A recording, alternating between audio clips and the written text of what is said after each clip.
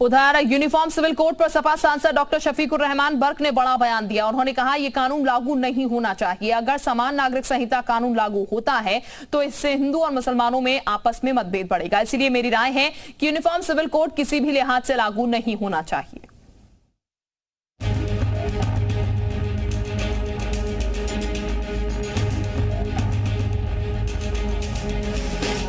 All India Muslim personal law board ने समान नागरिक संहिता लागू करने की सुगबुगाहट पर आर पार की जंग का ऐलान कर दिया है। बोर्ड ने चेतावनी दी कि अगर सरकार ने यूसीसी पर कदम आगे बढ़ाए तो दलित, आदिवासी, सिख और ईसाइयों को एकजुट करके इसका विरोध किया जाएगा।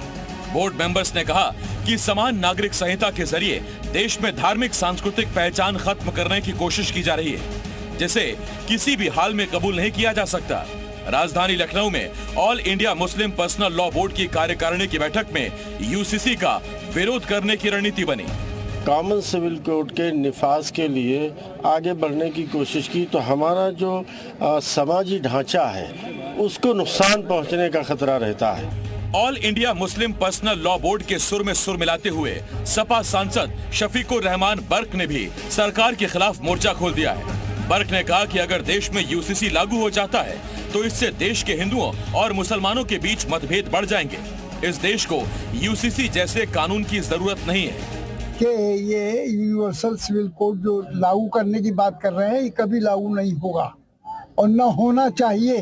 पूरे आम इंसानों में इससे बहुत ही हिंदू मुसलमानों में खास तौर से बहुत ज्यादा आपस में इख्तलाफात बढ़ जाएंगे।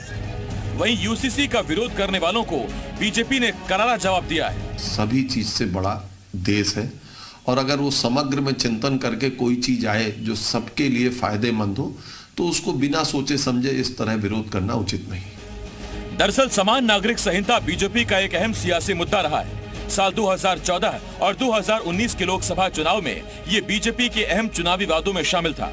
उत्तराखंड और गुजरात जैसे बीजेपी सरकार वाले कई राज्यों ने इसे लागू करने की ओर कदम बढ़ाया है। अब इस मुद्दे पर सियासत गरमाने के आसार नजर आ रहे हैं।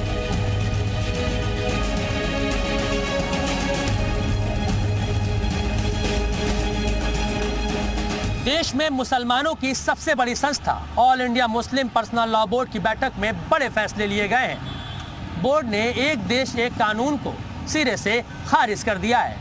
उनका मानना है कि सभी को अपने पहचान के साथ जीने का हक होना चाहिए।